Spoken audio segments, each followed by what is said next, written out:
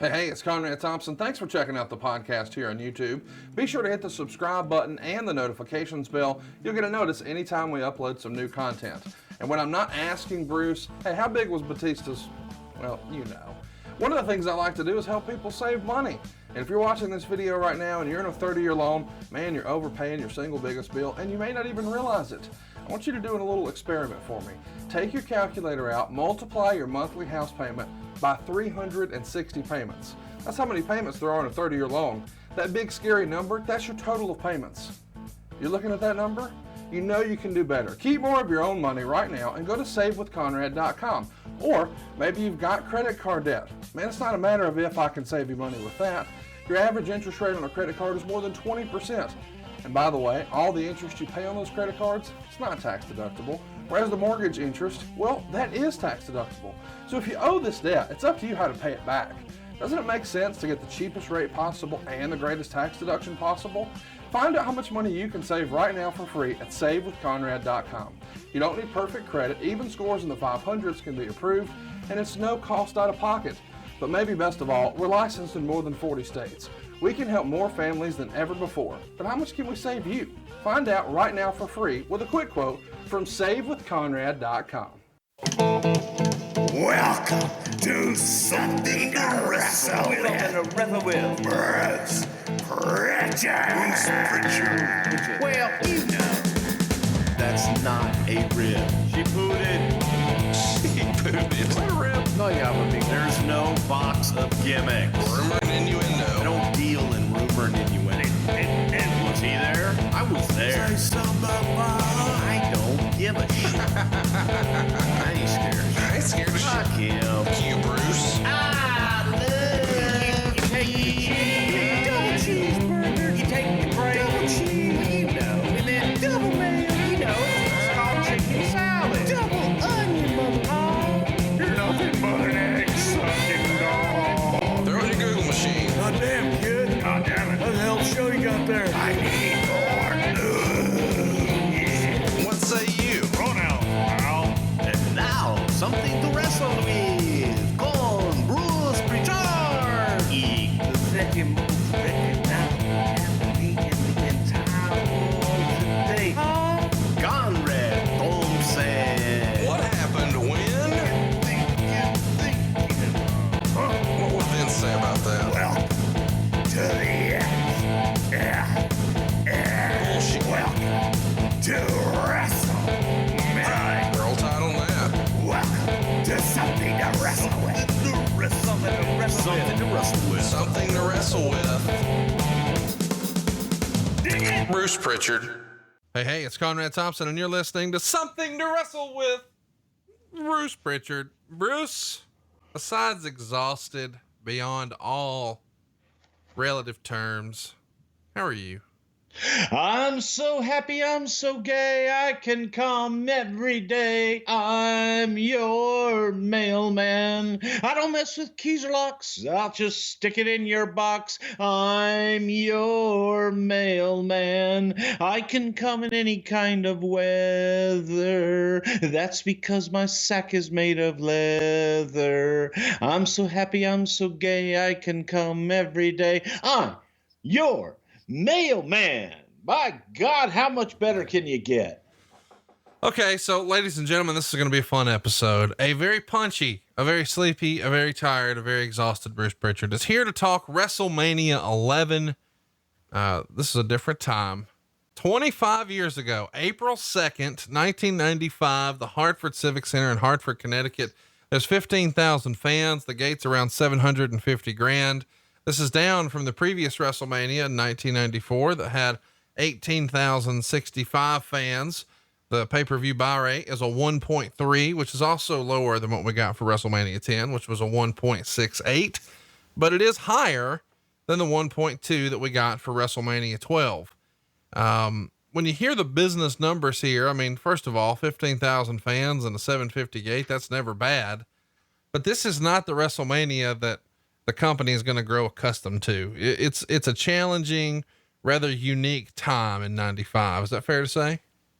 Yeah, business was tough at this time. And, you know, we're coming off of an anniversary of WrestleMania 10, and that was a big deal. That was something that was you're celebrating 10 years, and I think there were a lot of people that wondered whether or not that the company would make it to 10 WrestleManias. I think that when the first one happened, that was a really extravaganza type show. It was like the big show, and you think, okay, hey man, we'll have one next year, then we'll have one the year after that, and so on and so forth.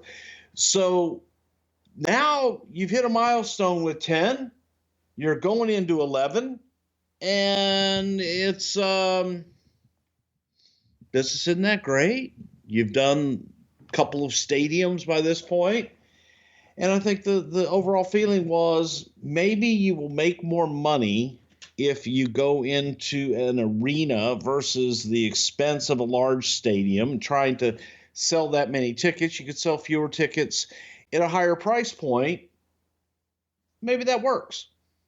And that was kind of the idea behind WrestleMania 11, and also to the point of it was in our backyard, Hartford. It was in a place where Lawerence Taylor was still, it was New York, and we were in New England, but there were fans divided, man. They loved their LT, and he had just retired, so this was a good time. We felt that way. An interesting show for us to beat up and talk about, but I want to circle back to something you said there when you talked about how perhaps maybe it's more profitable to not try to sell as many tickets and have the great expense of running a stadium show. Let's keep more of our profit, maybe move the ticket price up a little bit and run an arena. But perhaps with lower overhead and higher ticket prices, you still come out ahead. I've heard some people say in recent years that perhaps now, modern day 2020, there are less wrestling fans than maybe there used to be, but those who are still with us are much more passionate and probably spend more money on it than they used to. Do you subscribe to that theory that perhaps the fans who are engaged now, maybe spend more than they used to?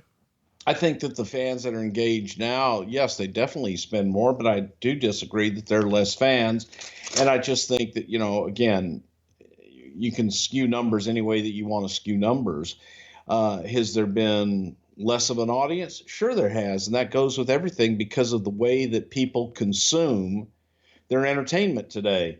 And the way that people consume their entertainment today is different than the way that they did 30 years ago.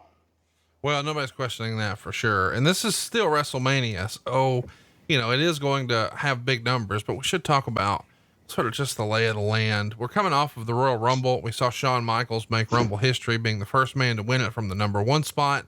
That earned him a world title shot at WrestleMania against former friend and bodyguard, the world champion Diesel.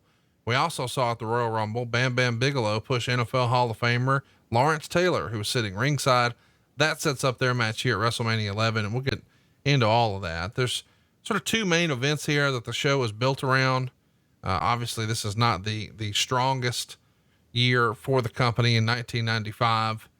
Let's talk a little bit about when you guys decided on Shawn Diesel on top and how you decided which one's a heel, which one's a babyface. I know that sounds silly, but it does feel like the typical story in wrestling is there's a big, nasty monster heel. And then there is the, David and Goliath story with a smaller babyface. That's not the case here. Instead, the big nasty heel is actually a good guy. And the chicken shit heel is a smaller guy with a big bodyguard. Was this always the plan? When did you know this was going to be our plan for WrestleMania 11? I would have to say maybe November or even a little bit. Yeah, probably November would have to be it. Because that's when we made the switch to Diesel and we were going that way. The idea behind the relationship with Shawn and Diesel, it just kind of made sense to go with Shawn. And there was a sentiment, at least amongst Pat Patterson and myself, that we felt that Shawn was the huge babyface in that deal and not necessarily Diesel. And Vince didn't feel that. Vince was set, and he really wanted to get Diesel over and put the championship on Diesel, get behind Diesel and move forward, trying to get someone else in that position, a la Shawn Michaels, was going to be a losing battle, and it would have been an uphill battle.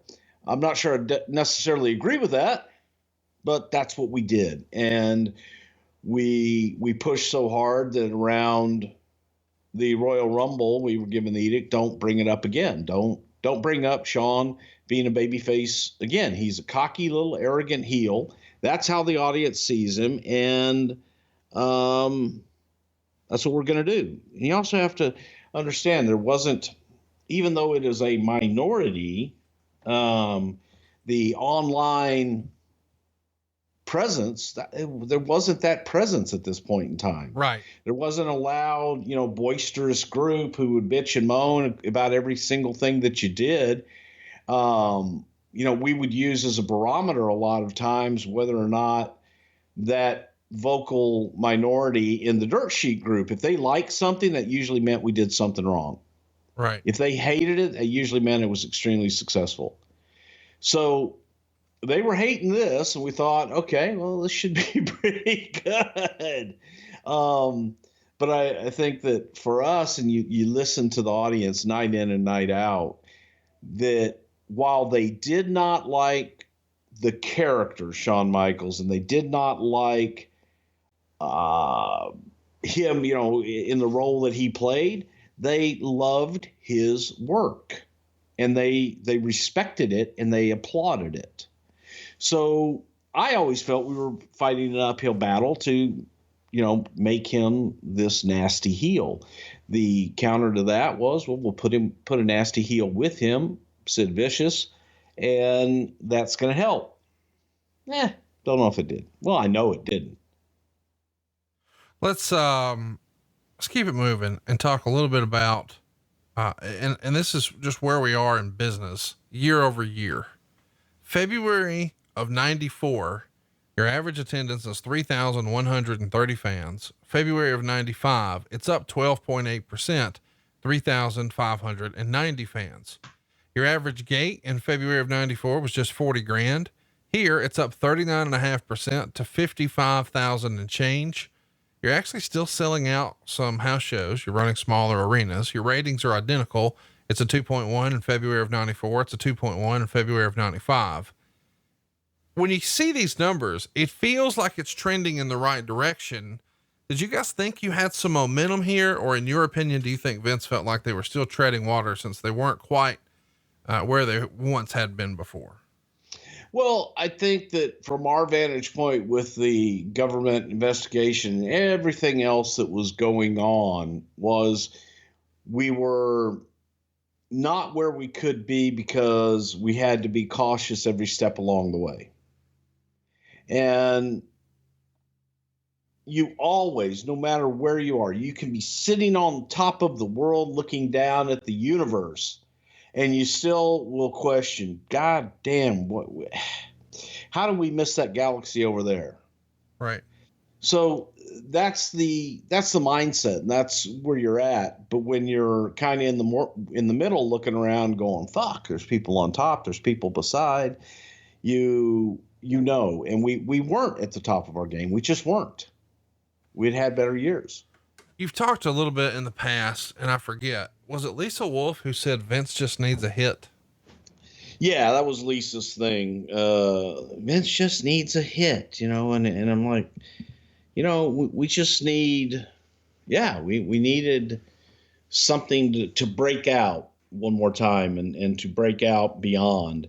Now, nowadays people use us to break out, and then we used other people, but you have to grow from the outside in. It's just interesting to me because it does feel like, when I watch this show back for the first time in a long time, I don't think I've ever seen the whole thing in one sitting until this week. And it's really stands out. Like even when you start the show, they're running through the history of WrestleMania and they go, 1 through 10, but obviously there's so much different in the company. Hulk Hogan, who was really the pillar WrestleMania was built around, for the first 9 shows, he's now with WCW, and so is the Macho Man. And obviously Ric Flair, who was in a high profile position in 8. So there's just a lot of talent who's no longer here. The biggest of which, of course, is Hulk Hogan. So as they're sort of telling the story of all the WrestleManias, they're telling it by showcasing celebrities, and with so many celebrities at WrestleMania 11, and it's not across the country or in a major market, it's in Vince's backyard. It does feel like how much of this is Vince needs a hit. Let's run a local arena, save some trans. Let's not try to sell, 60,000 tickets. Let's try to recruit as much press as we could, because around the ring, you see just tons of ringside photographers. So any sort of mainstream press that we can get that we don't have to pay for, let's court that. And then let's pile in as many celebrities as we can, whether it's, Jonathan Taylor Thomas or Jenny McCarthy or Pamela Anderson or anybody in between. It feels like Vince is saying, man, let's just look for our next hit, including let's look for an NFL Hall of Famer who's just retired and put him in the main event, hoping we can get some mainstream publicity again. It feels like I don't have my Hulk Hogan. I got to find my next hit. And I think that, as far as that star that was hopeful to bring us out of that was Kevin Nash's Diesel. That was the guy that we were looking at to say, okay, hey, this is going to be the next guy, if you will. And LT was such a media magnet in the New York area, from controversy to just being a darling, but also, he made the news. If LT sneezed, they were there. They were all about what's next. And the thought that he may go from the NFL playing football to the World Wrestling Federation, that was huge news. And that was the story. And even going into it, we didn't even start it out that way. It was innocent, and we built to it, and we built it all around the New York market, which is an hour from New York to get to Hartford. And that was the way we were looking at it. We were going to use LT to get eyeballs on the rest of everything that we do. Is this the era where, and I know these are darker days, but you've even joked, and it's been discussed, that at one point Vince brought the water coolers out of Titan Towers just to try to cut expenses. Was that 95? I don't know. That was just one of those. You take water coolers out and put water filters in, and that's a big deal. So Eric Bischoff used that as, oh my God, they're taking the water coolers out. And that was something that was just blown out of proportion. Did it happen? Yes, it did. We took the water coolers out. Well, I'm just saying, but this is also when guys took pay cuts. You go to JJ Dillon, yourself, and we're tightening the belt quite a bit, is my point. And I'm wondering how much of the decision making here is based on, if we run a Northeast based show, we won't have as much travel costs, not just for the talent, but for the cast and crew. It'll just be much more economical. We feel like we've got a better relationship with the media. We know we can draw a strong crowd. Maybe this is let's focus on as much profit as we can, and then let's try to get something that's going to appeal to the mainstream that's outside of the norm. Since we don't really have a Hulk Hogan larger than life pop icon, let's get an LT in here. 100%. 100%. You do it at home, you eliminate a shit ton full of expenses from people traveling and having to go off into whatever market that is and promote and do what they have to do. So the travel, all of that was taken into consideration. Sure. Let's talk about some moving and shaking sort of behind the scenes. Meltzer would report that Sid is expected to debut as Sid Justice in the role of Shawn's bodyguard at the tapings from February 20th through the 22nd. Michaels announced on TV he was giving up his duties as co-host of Raw and would be announcing his bodyguard on that show. And I guess it's worth mentioning that this is supposed to be allegedly an opportunity to set the stage for the return of Jesse Ventura. And of course, as we know, that didn't wind up happening. Was there any sort of discussion, as far as you recall, of Jesse coming in here? Never to my recollection at all. It was never discussed with me about bringing Jesse back, especially during this time. The next time that Jesse's name really ever even came up was when we were in Minneapolis and we did the SummerSlam out of there and had Jesse be a guest referee. But no, during this time, that's probably Dave Meltzer and Jesse's agents and people, what have you, maybe making noise. or just doing what they do now, making things up. Talk to me a little bit about Sid. He's previously with the company in 1992. He leaves not too terribly long after WrestleMania 8, goes back to WCW. He doesn't last too terribly long there. And now he's back here. Was Vince just, infatuated with the look, the size, or did you guys feel like, well, this is a different Sid we're getting this time? Well, we kind of hoped it was a different Sid we were getting, but Sid, when you look at Sid was one of those talents that Sid had it. Yeah, absolutely. Sid had the look. Sid did draw money. Yes. And he had the look and he had the rap and, he could go. So Sid was a proven commodity, and it just, all of the other things, when you say Sid, that's what you have to put on the scales to weigh whether or not it's worth bringing him in for all of the other bullshit. And we felt that this was worth the risk, and felt that, had good talks with Sid, and this could be a good fit. We'll do good this time. Meltzer would report that Gary Plummer of the 49ers was a guest on a radio show, and he said that Vince McMahon offered him $30,000 to wear a WWF hat and say he was going to WrestleMania on camera, but he turned it down, although he didn't say why. And apparently Ken Norton Jr. accepted the deal. A pretty big and easy payday to not do much of anything. But as a reminder, and I guess some of our listeners abroad may not be aware, the Super Bowl is our single biggest thing that happens on television every year as far as ratings and viewership. And in this era, it was sort of in fashion to get a guy who just won the Super Bowl on the field to sort of promote your business. So he would say, I'm going to Disney World, or I'm going to Disneyland, or he would take a bite of a Big Mac on the sideline right after he won the Super Bowl or whatever. Do you remember Vince trying to make a play for this? And was that, a priority? Cause we know it wound up happening with Ken Norton, even though I never saw it, but the idea that he's actively shopping it with 49er players is fun to me. Well, yeah, we were in that mix as far as going out and, being a part of I'm going to Disneyland, or Disney World, whichever park it was, but we wanted people I'm going to WrestleMania. Right. And we were in that world. We were in that world, not just with the NFL, but, everybody from celebrities to, that's kind of when we started that campaign of having celebrities and sports stars cut those for us. And we went to both teams saying, hey, if you win the Super Bowl, here's what we'd like you to do. I like it. Talk to me a little bit about, the philosophy of promoting matches versus promoting the brand and the name WrestleMania. I know that may sound a little silly, but once upon a time, fights were promoted, Mayweather, Mosley, who 1-0 has to go or whatever. And then the UFC, started to change that a little bit. And then it's just, it's UFC 248, insert whatever match here. And somewhere along the way, that feels like that was a conscious effort by Vince McMahon as well, where, once upon a time it was all about Hulk Hogan versus who at WrestleMania. And now here we're saying a lot of just WrestleMania. Was that a conscious effort when Hulk was gone, or did it predate Hulk's departure?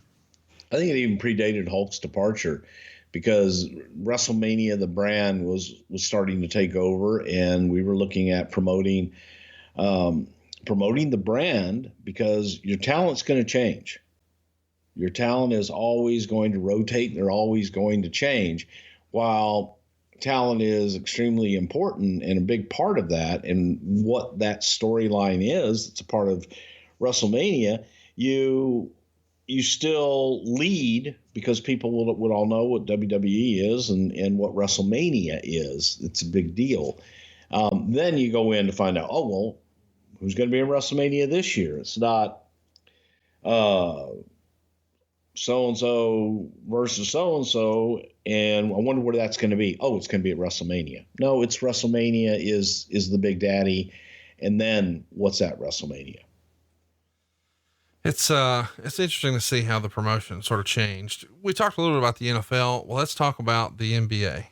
A Meltzer would report Diesel is participating in a celebrity slam dunk contest in conjunction with the NBA All-Star game this week, and is also in an MTV softball game judging from a lengthy interview at Raw where they called him Kevin Nash and tried to put him over as a real person as opposed to a cartoon character They looked to be committed to building the company around him. It was the same type of interview McMahon did with Hogan before his match with Sid Justice.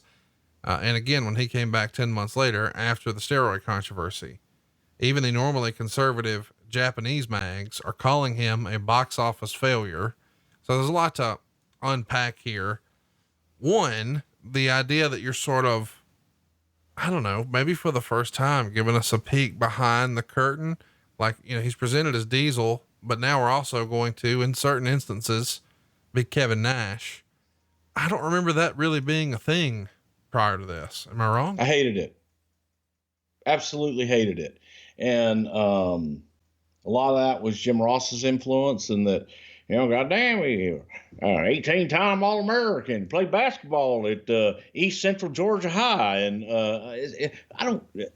as a wrestling fan, okay, as sports entertainment, I want to be fucking entertained. I don't give a shit how long or how fast he runs the goddamn 20-yard dash. Don't give a fuck.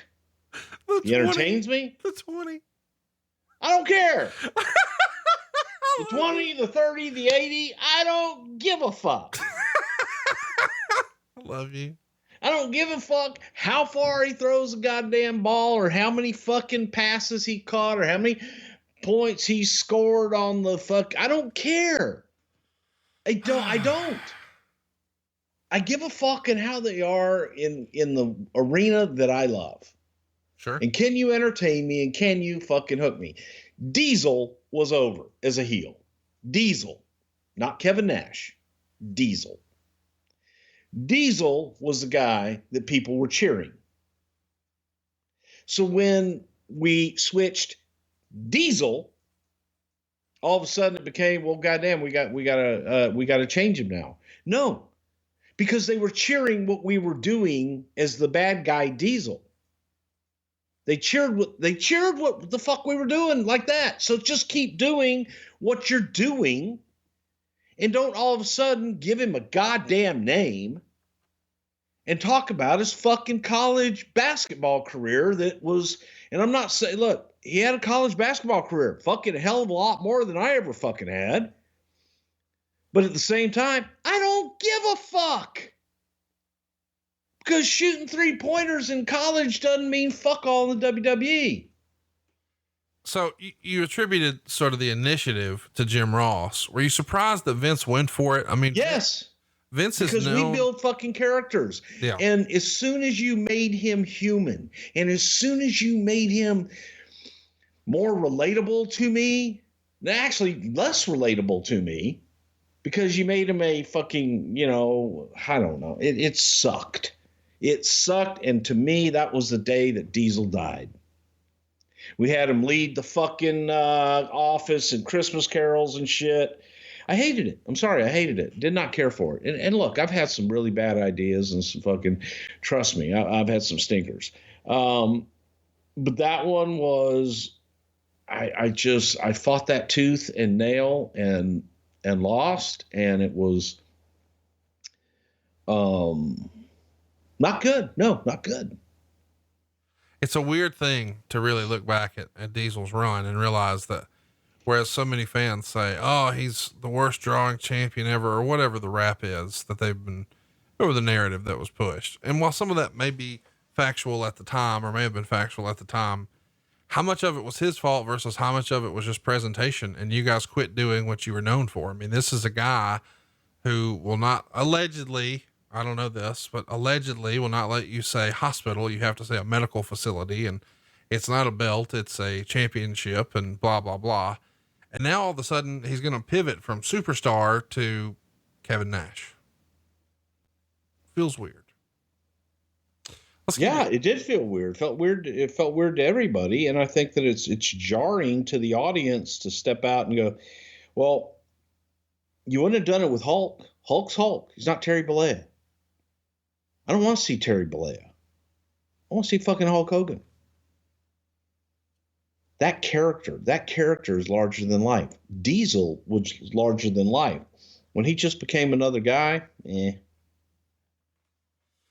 Meltzer would get out here and report about some changes in WCW in mid-February. He says WCW is now taking the gamble of taking pay-per-view from being a quarterly special mega card to something akin to a bi-monthly special to basically being monthly major house shows, with the decision to drop the June and November Clash cards and replace them with pay-per-views.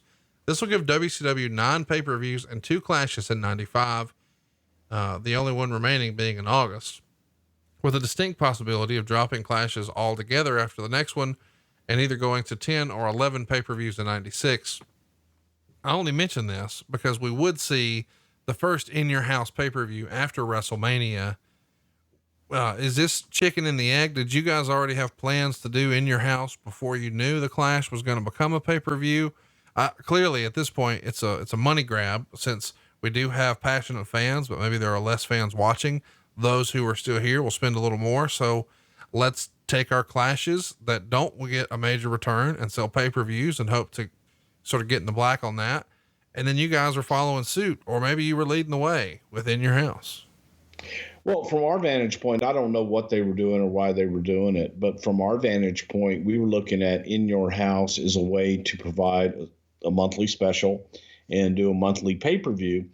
However, the initial thought was, good God, we're doing, it's funny to say this now, but we're doing so much programming to do another month, or to do another pay-per-view. God, is that too much to ask of your audience? So that's where we came up with the, what if we did a shorter version and we do a more inexpensive price point? So that was the thinking behind it. And it was experimental. We didn't know if we were going to continue with it or not, but the idea of going every month was intriguing, but we didn't want to go big at that time every month. Let's keep it rolling and talk about the in your house piece. The first one's going to be February 14th, Syracuse, New York. It's going to be a week before WCW runs Slamboree in St. Petersburg. The pattern will continue as WCW runs the Great American Bash on the 18th, and the WWF runs King of the Ring the very next week. And then in WCW, we're going to see a pay-per-view in July on the 16th. The WWF is back 1 week later on the 23rd. So we're keeping nice separation here. All told, the WWF adds 4 pay-per-view shows that they plan to have at 1 hour, 45 minutes in runtime. They're going to price them at $14.95. WCW is still going to be running shows at $24.95 for pay-per-views where Hogan isn't on it. And when Hogan's on it, they're going to move it up to $27.95. The big pay-per-views like SummerSlam for the WWF are at $29.95. Other shows like WrestleMania, well, only WrestleMania, that's $34.95. So there's lots of different price points here for you guys. $14.95 for an in your house, 1 hour, 45 minute show. SummerSlam and the like, Survivor Series, Royal Rumble, whatnot, $29.95. And then WrestleMania at $35. Talk me through the pricing strategy. How did you guys arrive at these numbers? We know it's not going to last long. It won't be too long, and those in your house shows will be regular price. Well, we not just regular price, but they went back to the regular length of Sure. 3 hours and 2 hours and 55 minutes. So it was just the price point that we had. And that's where we came up with it. WrestleMania was a special event. WrestleMania was something that did command a higher price. It was a much bigger show. And so we kept it at that price. And at the time, all the other, whatever, 4 or 5 would be $25. And we had, to make the in your houses different, it was a shorter show. It made those a little less expensive for everyone. And it was also hoping that people may try the in your house at a lower price point and like that, and then be able to, go on and go to the higher price point one. Again, 16 ounce Diet Coke versus a 32 ounce Diet Coke versus whatever. Let's keep it going. Let's talk about Tammy Fitch, as it's reported in the newsletter. Or Tamara Murphy has already been taken off the event center. She'll have a new role, apparently as a cheerleader for Chris Candido, who debuts on television at this coming week's tapings. Candido is, of last word, still supposed to be a babyface. At some point, it's expected Fitch would turn, but that could be a year or more down the road. Of course, we know this is going to be sunny and Skip, the Body Donnas, won't be long, and your brother Zip will join them. And I only bring this up because I don't know if you heard the good news, but Sunny's out, man. She's a free woman. How about that? Good for her. Coming into this, did you guys, and we've done a whole episode on Sunny available in the archives, but, She put it. I can't even follow up. I just got to keep going. Eddie Gilbert passed away on February 18th from a heart attack, just 33 years old. I'm sure you met Eddie a few times. Any good Eddie stories you can share with us? We haven't talked a lot about hot stuff here on the show. Wow. I was good friends with Eddie, and I loved Eddie. I got to work with Eddie in Mid-South UWF towards the end before I left and went to the WWE. I worked with Eddie in Global in Dallas, and I thought that Eddie was one of the most creative minds I'd ever been around. I absolutely loved Eddie personally, and I loved working with him as well because he was very detail oriented and was always thinking. The great thing about Eddie, he was always thinking about what to do with somebody else. He wasn't like, hey, I've got this idea for me. Eddie always came to you with ideas for everybody else on the damn roster. And he would have months of program written out ahead of time and in his head of where he wanted to go. So in that regard, I just, I adored him. I traveled with him and stayed at his home, shit like that. It just, Eddie was a good guy, and his passing hit me hard, and that, cause it was just so completely out of the blue. 33. I mean, 33. Holy cow. Yeah. And he was 33 and really coming into his own as one of the top guys that you wanted to come in and book for you. He was in Puerto Rico at the time when it happened. And it's just really, really sad because he was a gifted creative mind that was just gone way, way too soon. Just way too soon. And we always used to sit up in Bixby, Oklahoma, which is where the Mid-South offices were, right outside of Tulsa. And we stayed at what we called the 2.5 Seasons Hotel. It was like a Quality Inn or something like that. It was a real shithole. But we would get smoky and eat a lot of pizza, and we'd stay up all night.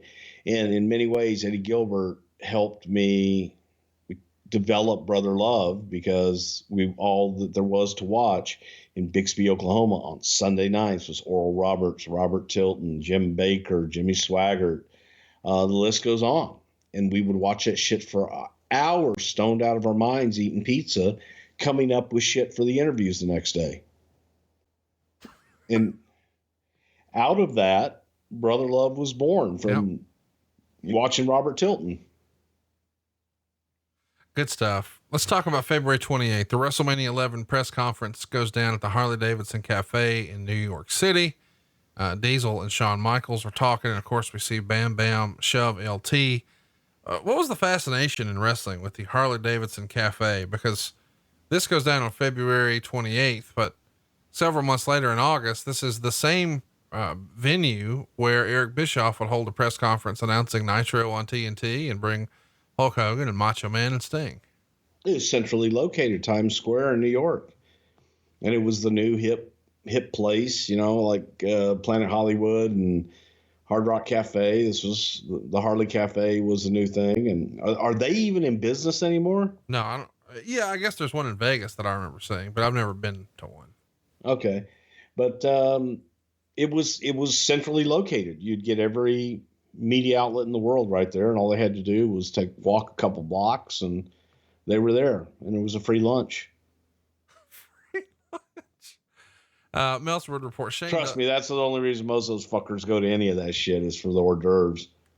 Meltzer would report Shane Douglas got a tryout this week as a color commentator, and they wanted him for a top babyface spot down the road as well. As of yet, he hasn't accepted the deal. Of course, we know later in the year, he's going to come in as the heel Dean Douglas. Do you remember him having a commentary tryout? Yeah, we brought him in and tried him out there just see if he might be able to fill that color commentator role.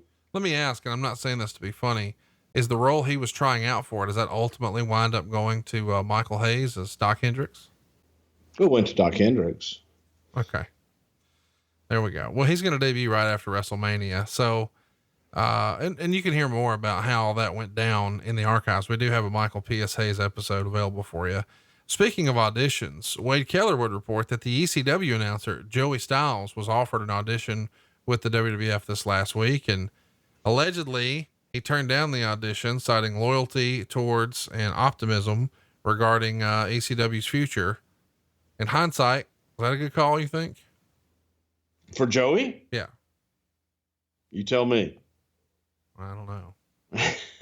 I don't know. Hey, shout out to Joey. He's no longer doing anything in wrestling, but I know you're listening, Joey. We love and miss you. Get your ass back in wrestling. Hey, and I'm in Stanford. He's in Stanford. He doesn't call. He doesn't write nothing. Well, cause you work for the enemy now, right? You're in wrestling. What enemy? Just wrestling. What Just business is he in? I mean, Jesus Christ, I'm not. He probably doesn't want us to say, but it has nothing to do with wrestling. And he says it's far in his rearview mirror, and I'm hoping it's a Terry Funk style retirement and he'll be back. We all come back. Yeah. I mean, look who we're talking to, right? That's my point. Yeah. We mentioned earlier how the seeds were planted at the Royal Rumble for Bam Bam and LT at WrestleMania. Well, in early March, at this press conference, we officially announced Lawerence Taylor's involvement at WrestleMania. And there is just, I mean, this is a PR home run, just an absolute bonanza of press coverage for the company, the likes of which the company hasn't probably gotten in a positive way in a long, long time. What'd you think of the way Vince handled this with all of the media? And did you have any question as to whether or not LT was the right move? And did you feel differently once you saw how strong the media coverage was? Absolutely not, because it was everything that T did at that time was covered. So and there was so much speculation as to what he was going to do after football that we knew this was going to be covered big time. And after being around LT for a few days, I knew that he could do this, and I knew that it was going to be big because he had the commitment to do it. He cared, and he was willing to put the time and effort in to make this the best that it possibly could be. So when we had him committed and all in, I felt good about it. It was, LT was in that top echelon of talent that the first time that he jumped into a ring, he felt at home. And you can tell just how people walk in the ring, whether or not they're comfortable. And LT was comfortable. Lots of speculation once this comes out about how much he's being paid. A paper in New York says, a $500,000 fee. I think ESPN on SportsCenter said it was $100,000. Lots of folks are guessing that it's going to be $150,000, which is more than what Refrigerator Perry received at WrestleMania II, which I believe was $135,000. There may have been a non-disclosure in place, but there's lots of rumor and innuendo around the payday. Do you have any sort of recollection of how this deal was structured or what the commitment was or any of those details? Yeah, I do. Okay. So let's just talk through it. I know you're not going to give me the dollar amount, but it's over six figures. It's probably not $500,000. It's probably more than Refrigerator Perry. Is it just, we're going to work the one match and we need you to do X number of appearances on Raw and X number of, media appearances, or what's the deal structure look like as far as the execution? Yeah, originally the deal structure was that he would do the press conference. He would do the appearance at Royal Rumble. He would do the press conference, and then one or two other dates in the match. And then once we got into it after the first press conference, and we also got around him for the training sessions, we were like, no, we need to have him full time. And we restructured the deal to just take over everything for the next couple of months. And we used him for television. We used him for training, and we had a lot of access to him that was completely different from the original deal that was pitched. And LT was all in, man. And he did it. He was there to work out, worked his ass off. And I thought he deserved everything he got. Yeah, Meltzer even says, given the publicity, it's already been a bargain for the WWF. He would also say that Titan had recruited 6 other football players: Reggie White, Ricky Jackson, Ken Norton Jr., Steve Mongo McMichael, Carl Banks, and Chris Stapleton. They're all going to be in Taylor's corner. Meltzer would say it's a clear case of overkill, but I do think that it's probably smart from a promotional piece to, you can get some of these super fans in these different markets to check it out. Meltzer, maybe he's guessing here, but he says Norton's price tag is rumored to be $30,000. That seems like a lot to stand in the corner. Do you think it was overkill at that rate? Well, again, you are taking into consideration that Meltzer is accurate. I don't necessarily mean. Yeah, he's not accurate. He's way out of the ballpark, and it wasn't even near that. And a lot of these guys came to us that wanted to be a part of it, like Chris Spielman, great fucking guy. Ken Norton Jr. was another one these were guys that were friends of LT's, but it was also, guys that were out there that had a name that we were kind of looking at going, could any of these guys take the next step into the ring? And we reached out. These were the ones that responded, and we might have had a few others in mind, but we got who we got, and every single one of them. I mean, good God, Reggie White to come out and do this with us. They were all great. That was the fun thing about it. These were all huge athletes that wanted to participate, that wanted to get into it. I remember when we did the deal in, I think, one San Jose, might have been Fresno, something like that, where Steve McMichael and Kama locked up, and Steve McMichael took Kama down, and we all looked and went, holy shit, that was a thud. That was a money thud. Because you felt it. It was real. These guys are going at it, and they didn't disappoint. So they were easy to work with, and they wanted to be there. They wanted to be a part of it. Let's talk about so it was a bargain. Let's talk about 2 names in particular. You know where I'm going with this. Reggie White is going to wind up doing some work with WCW, even having some matches. And later this same year, Steve Mongo McMichael is going to go on to be at that Harley Davidson press conference announcing Nitro. He's actually going to be a part of the broadcast crew just a few months after this. Was there no interest on the McMahon side in trying to do something more with Reggie and Steve? We were interested in Steve, and I think Steve kind of it was us against them type thing. But we didn't have the kind of money that Steve was looking for. We weren't going to pay him that to train and do that. WCW used him in another role, in the commentator role, and then they used him to actually go out and work. But those were 2 we lost, but there was definitely interest. Why LT? Talk to me about how LT was the guy, how the deal was put together, who reached out to who, the whole deal. LT was at that time in the New York market, because of his retirement, was the biggest name and probably had the most buzz of anybody in the football field. And he was a media darling. So he was available, and he was a fan. He enjoyed the business.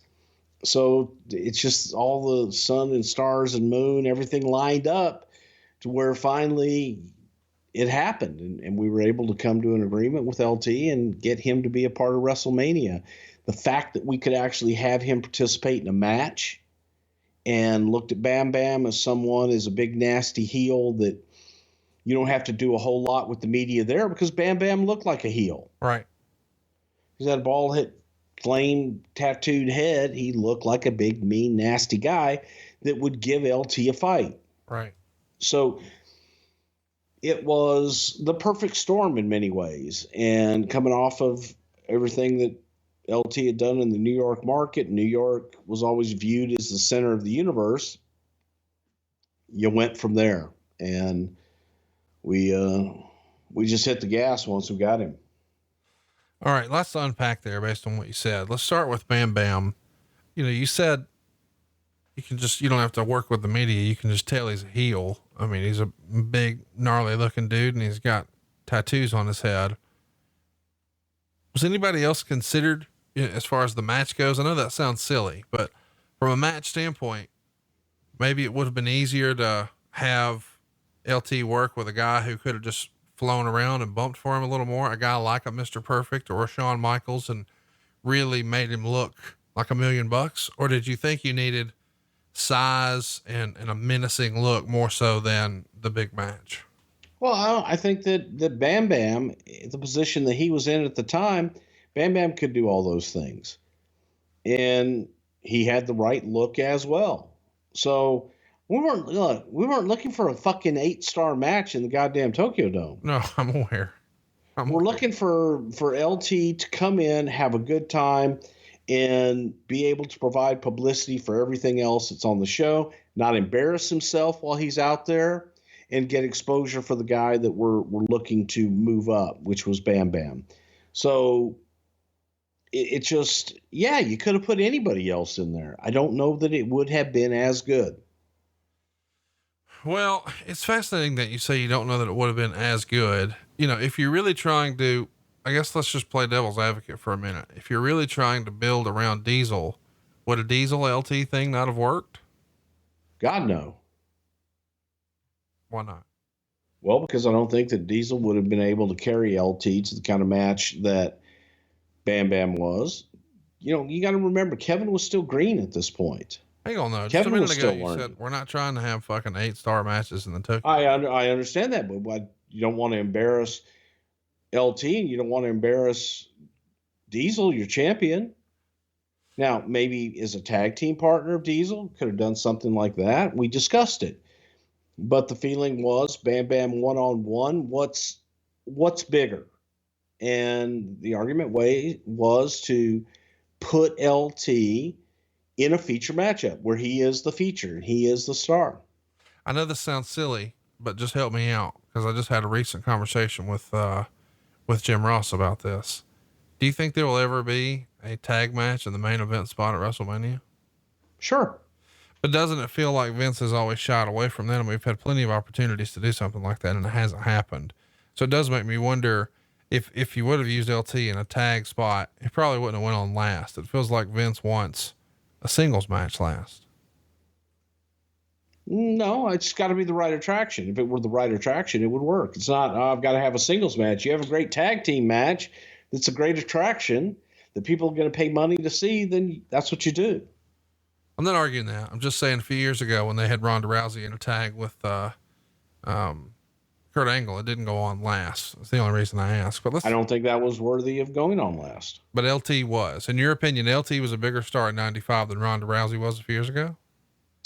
In the New York market, yes. Well, but so you hang on to the general public, yes. Definitely. No way. Yeah. Now Okay. you keep saying in the New York market, and I get that, but you're not. No, I'm saying to the general public. I think that more people knew who Lawerence Taylor was then. Also, too, Lawerence Taylor was a fucking heel to the rest of the world. Goddamn right he was. So now we're gonna make him a babyface, which just feels a little fish out of the water to me. Why? People loved him. Well, but he had a reputation for being a drug user and crazy. That was after. Okay. We'll keep it going. But the point is he had a reputation as a heel. I mean, he's a badass defensive lineman who's destroying quarterbacks nation fucking wide. One team is going to like him and everyone else is going to hate him. They all respected him. I'm just saying, if Tom Brady comes into the WWE, the motherfucker is not. Everybody's going to boo him. Yes. Who the fuck cares about Tom Brady? Oh, Jesus Christ. Was there any other athlete discussed for the spot that LT wound up with, or what's the backup plan if LT says no, we can't put a deal together? What would it have been on top here at WrestleMania? Well, you got Shawn and Diesel. That's what I thought. And I wanted to know, like, how much of, and again, I'm just reaching, how much of Shawn's attitude, because we've heard that he could be a bear to deal with at times. How much of that was things like this? He wins the Royal Rumble. He's been having great matches for years. He feels like this is supposed to be his world title shot. He's supposed to be on top. Typically not typically, but a lot of times the world title has changed hands at a WrestleMania. I mean, you see what happened at 10, you saw what happened at 9, you saw what happened at 8, you saw what happened at 7, you saw what happened at 6, you saw what happened at 5, you saw what happened at 4. You go all the way back to 3 before it stays on Hogan. But every show since, there's been a world title switch. That doesn't happen here. And Shawn, after, fighting with his buddy to get to this spot as part of the Clique, and now they're finally there and they've wanted to be here, still not going on last. Do you think that, really had Shawn having his ass on his shoulders even more than normal? I'm sure that he probably would have liked to have gone on last, but at the same time, he takes that opportunity and says, "Oh yeah, here, follow this." Yeah. And that's the attitude that he had. Let's circle back. We'll talk about some more of the main events soon enough. Meltzer would write, latest on Jesse Ventura is that Ventura has filed an additional suit against Titan for another $254,000, asking for interest on his original reward. So needless to say, he's not coming in. John Minton, who wrestled in the company as Big John Studd, passed away on March 20th from cancer. He's only 46 years old. We haven't spent a ton of time talking about Big John Studd. 46 is so damn young. Any good Big John Studd memories? I knew John when he came into Texas, into the Dallas territory as just Big John. Gary Hart, Paul Bosch actually put him in a mask, called him Captain America. But it was, I remember John used to come in, and he would fly his fiance at the time into Houston. We always used to give them a ride and get them to wherever they needed to go. But we became friendly with him way back when. And as Studd went on to bigger and better things, he was always pretty much the same John Studd. And he was a wonderful guy. And I've got to know his son, Shawn, who's trying to go in his father's footsteps and enter the wrestling business. But John was a big bastard, kind of easygoing guy, but he had a hell of a run, man. He had a hell of a run for a long time there. No doubt about it. Still a legend. You think about on the iconic shots of him and Andre, good stuff. A week or so before WrestleMania here, former Quebecer Pierre debuted on TV and over the weekend doing his pirate gimmick using the name Jean-Pierre Ouellette. And a promo aired with him going over his family history and claiming that he beats all the superstars in the WWF and he will write his own book. Talk about the pirate gimmick here. What about it? It was a great fucking gimmick. He steals jackets. Ben Pereira! By the way, friend of the show, Mance Warner, sent me a text after he heard you defend the, if you stole my jacket, it'd be on. And he's with you, by the way. He says, if you stole one of his satin Mance Warner jackets, somebody's catching an ass beating. Shit's on. Yes. Keller would report that Chad Fortune and Eric Watts were offered contracts by the WWF in the prior week to form a tag team. Of course, that tag team we know would become Techno Team 2000. Eric Watts getting a shot in the company. Did somebody owe somebody a favor here? Eric was one of those guys that you looked at and there were dollar signs there. I mean, he had a great look, had great size, amazing athlete. But then there was, I don't know if it was his personality, his attitude, maybe the next gear. I don't know what it was that held Eric back, because you would think, if you were going to build a wrestler and you were going to build a prototype, that he could fit that mold. And Eric has a hell of a personality outside of the ring. Right. But it's just never translated audience wise. And I don't know if that was just because from so early on in his career that he was, Bill Watts' kid, and he was labeled with that stigma that some people were like, fuck him, he's Bill Watts' kid. Yeah, I don't know. It just didn't, he just never was able to click no matter where he went or what he did. What's your favorite Techno Team match? Definitely that one. Remember with the referee. Oh, yeah, they had with the that referee in it. They had the one guy, right? Yeah, And they right. did the thing over the deal. Oh, with the other one. Yeah. And then Yeah. at the end, it was like a Right, fuckaroo with deal, the- schmoz deal. Yeah. Yeah. And the referee was there, and he moved around the ring, and Oh, he yeah, broke that's him up right. on the ropes that time. With the Fernum Schnavitz. Yes. Yes. See, same one, huh? I remember it like it was yesterday. Look it up. It's on the WWE Network under Fernum Schnavitz. Meltzer would also report that Ed Cohen offered Jim Herd a job as a local promoter, but Jim Herd declined the offer. I had to fucking read this sentence 3 times because it felt like it was bullshit. This is the funniest shit ever. And I love it. Do you remember? I mean, I assume he's talking about in St. Louis, where maybe Jim Herd, had some roots and ties with television stations, of course. But, Jim Herd as a local promoter for the company, what could have been, huh? Well, if Dave Meltzer says it, then it must be true. Oh, so you call bullshit? You don't think such a thing happened? I have no idea. Well, let's just pretend for a minute what could have been. That's what this company needed. Business is down. God damn it. Let's get Jim Herd in here. The WWF Mania show on March 25th would be the first to acknowledge the arrest of Brian Adams, who's going by Crush here. Pettingill would say, as a result of the arrest, and they even acknowledge his real name, on charges relating to controlled substances and weapons violations, quote, the WWF has sent notification he's been terminated. So a rather public firing here for Crush on Mania. This feels like something different for the company that I don't think you guys had ever done before. Is this because Vince is trying to sort of set an example, or why do you think he did it this way? Well, I think because it was not a good look. It wasn't a good look for Brian. It wasn't a good look for the company. And the fact that he had been arrested and done that we needed to separate ourselves from him. And that's a clause in the contract. So, at that time, that's what you had to do. You had to separate yourself from it. No doubt about it. It's a weird time. The company would air a 2-hour special on the USA Network on Sunday night, March 26th. Of course, this is the road to WrestleMania. We've got pre-tape matches of Lex Luger beating Tatanka, Bam Bam Bigelow pinning Sion, and Bob Backlund beating Jeff Jarrett by DQ when Razor Ramon interferes. Talk to me a little bit about the road to WrestleMania. This isn't something that is common these days, but all of a sudden this year, there's a series of old WrestleManias airing on ESPN, including this weekend. Check your local listings.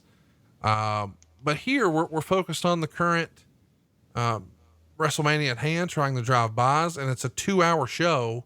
This is a pretty cool way to sort of have a pre-show before a pre-show. Absolutely. And it was on cable, USA Network, so that you could then drive people, bam, here, WrestleMania is coming up right now, next, and drive them to the event, drive them to go buy right now. So we did that with USA each year, and it worked out pretty good. I think this is the WrestleMania where you guys do a 3-day fan fest style event. And I think this is the first time that it happens at a WrestleMania, sort of the precursor for Access. What do you remember about the promotion, how it came to be, and what all was involved with this? We were at the Hartford Convention Center downtown, and adjacent to it, adjacent to the building itself was the convention center.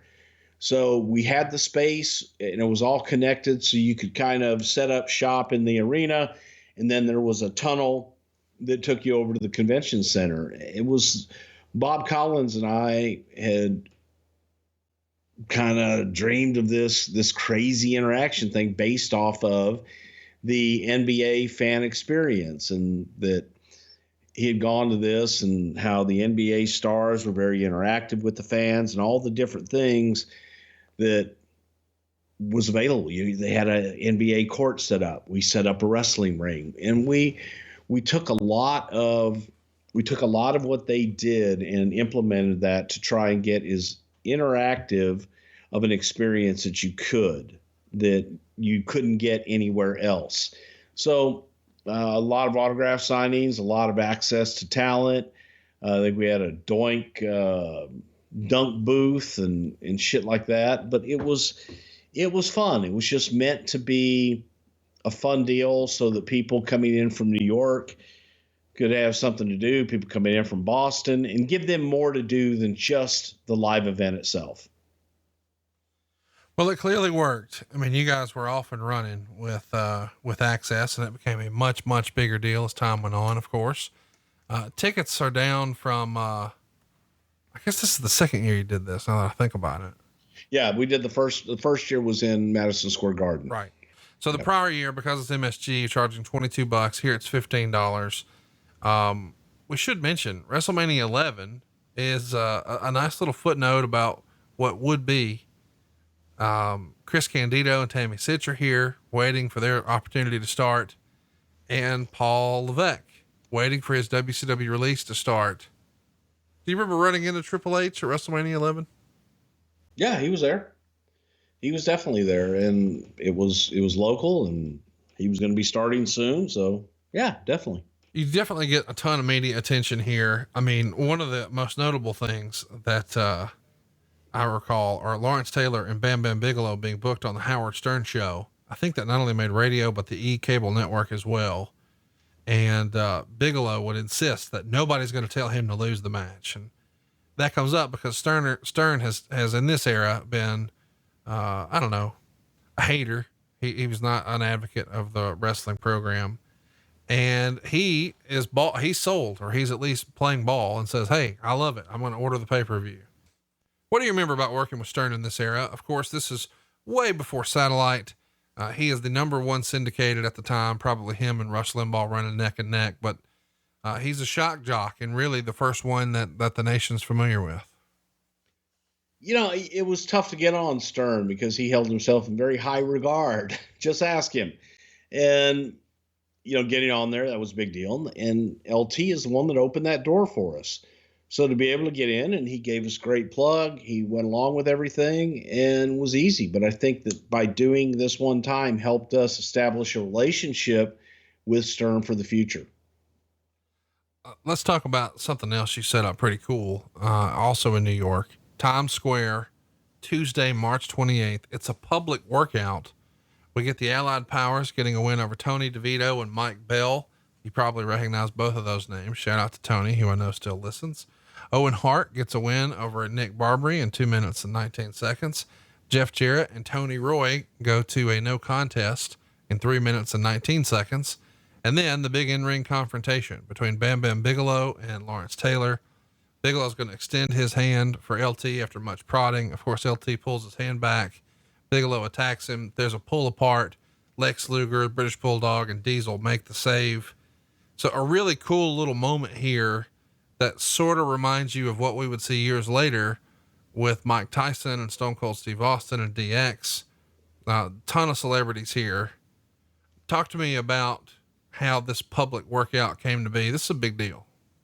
Oh, fucking huge. Imagine, for those of you that have ever been to Times Square in New York, where the tickets, like that little island in the middle of Times Square, and they've got the Broadway tickets and all that. We closed all that down. We set up a ring.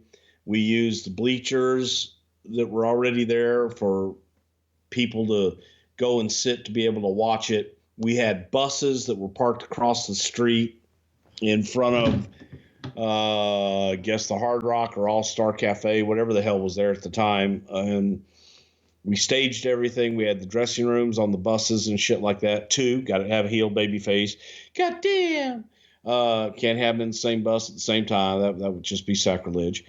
So we had those set up, and we just went out, and the whole idea behind it was to get that confrontation between LT and Bam Bam. So we had a few warm-up matches and shit, and then just filled the ring with bodies and got to our confrontation. And it was just so fucking cool because you think about it, noon, Times Square, Manhattan, shut down.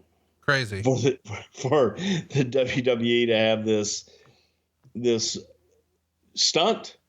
How much could that have cost? That had to cost an arm and a leg.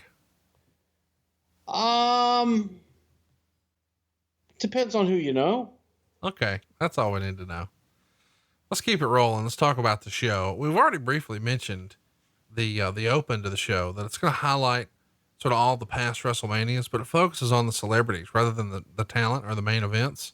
Mr. T, of course, conspicuous by his absence. We know why. He showed up on the WCW program. But something else is different here. America the Beautiful is usually sang by a celebrity. You remember Gladys Knight and all the big celebrities who've done it over the years. Aretha Franklin, Willie Nelson, so many big celebrities. Here we have Special Olympian Kathy Huey sing America the Beautiful, which I thought was a cool little touch. It sort of caught me off guard. I hadn't seen it in a long time. I didn't remember who sang it here. I did remember Salt and Pepper, but I knew that was the main event, so I didn't know what they did. And I saw it this time and it just stood out. But I found in my notes that the band Fishbone was supposed to perform the anthem, but no showed the event. What do you remember about the band, and how did we land on Kathy Huey, the Special Olympian here? Well, we're heavily involved in the Special Olympics then and now. It's always been something that's been very near to Vince and Linda. So they've always been a part of it. And they're in Hartford where we had the Special Olympics. It's their home, and that one was an easy call. As far as Fishbone, I'd forgotten all about that. I don't know, don't care. No one had ever heard of them, but anyway. So it was probably one of those deals where, oh my God, I know this act, Fishbone. And this was also during the time we had Pam Anderson involved. We had Jonathan Taylor Thomas, Nicholas Totoro. But this was also kind of during the time that Vince was trying to shy away a little bit from the celebrity usage in WrestleMania. Oh, fuck off with that. This thing's loaded with special celebrities. No, we had them, but it was all about LT, who was a major part of the event. Of course. In the match. And yes, we did. As I just said, we had them. We had Jonathan Taylor and all those guys. But this was where we started, you know what? Maybe we don't need as many, or we don't need to do it as much. The celebrities, of course, are Pam Anderson of Baywatch, and we cannot properly convey how big that show was. It's the biggest show in the world. It's one thing to be the biggest show in America. This is the biggest worldwide show, syndicated all over the freaking planet in all these languages. And Pam Anderson running slow motion in a red bathing suit, got a lot of eyeballs in the day. Jenny McCarthy is an MTV superstar who's going to go on to be a big, big star on her own after this. She's also involved. Of course, Pam's going to come to the ring with Diesel. Jenny's going to come to the ring with Shawn Michaels. Jonathan Taylor Thomas is on the #1 sitcom, Home Improvement. And Nicholas Totoro is on the #1 and most controversial show on TV, NYPD Blue. It was a big deal back then. I'll never forget when they showed a guy's butt cheeks on NYPD Blue. It was like this big scandal. Fast forward a few years, man, you guys are showing butt cheeks left and right on Raw. We are? Oh yeah. Come on. I saw so many butt cheeks on Raw. Let's talk about some cheeks we didn't see on the show here. Alundra Blaze, according to the rumor and innuendo, supposed to be wrestling Bull Nakano for the women's title at WrestleMania. It doesn't happen. It did happen the next night on Raw. Was it originally supposed to be on WrestleMania and you were short on time? Why did it get bumped? And if so, why? Probably got bumped due to time, if that's what was scheduled. And I don't really remember, but probably it was due to time more than anything. So I know that Alundra was there, and I know Bull was there. Yeah, no doubt about it. Let's keep it rolling. Let's talk about our first match. Davey Boy and Lex Luger taking on the Blue Brothers. Of course, we know these guys as the Harris Twins. I actually didn't hate the presentation of them here as the Blue Brothers. They only get 6 minutes and 34 seconds. Meltzer would call it a routine opener, and he said that Davey Boy looked absolutely huge here. He would say the match was clumsy in spots and gives it half a star. Of course, Davey Boy and Lex Luger pick up the win. What'd you think? Well, first of all, you got two big bastards in there in the Harris brothers. Okay. And when you look at this match on paper, I was dreading it. I'm thinking, oh my God, this can be horrible. It wasn't bad. No, because they fucking, again, You utilized Davey and what Davey could do. You underplayed Lex, and the Big Nasty Heels looked like Big Nasty Heels and got slayed. It was a perfect opener to go out and just kind of set the stage for the rest of the night. It wasn't offensive by any stretch of the imagination. And I was afraid to watch it. We should mention Lex Luger's coming off of one of the biggest pushes in company history. Of course, he comes into the company as the narcissist. Not too terribly long after that, we switch him. He's no longer a heel. Now he's the All-American babyface. He goes for the big body slam on the Intrepid on Yokozuna, and we're just off to the races. For whatever reason, it doesn't work. It's not the hit that they were expecting. And these guys start teaming together, Bulldog and Lex Luger, on the January 2nd Raw, where they would pick up a win over Bam Bam and Tatanka. They're not called the Allied Powers until a few months later, but this does feel like two guys who could have been maybe at different times world champs, but for whatever reason, Vince didn't have the confidence in them. So he throws them together and puts them in a tag team. Of course, Bulldog's already proven himself in a major tag team, the British Bulldogs, but Lex Luger has always been sort of positioned as a singles guy. Why did you think this was the right combination?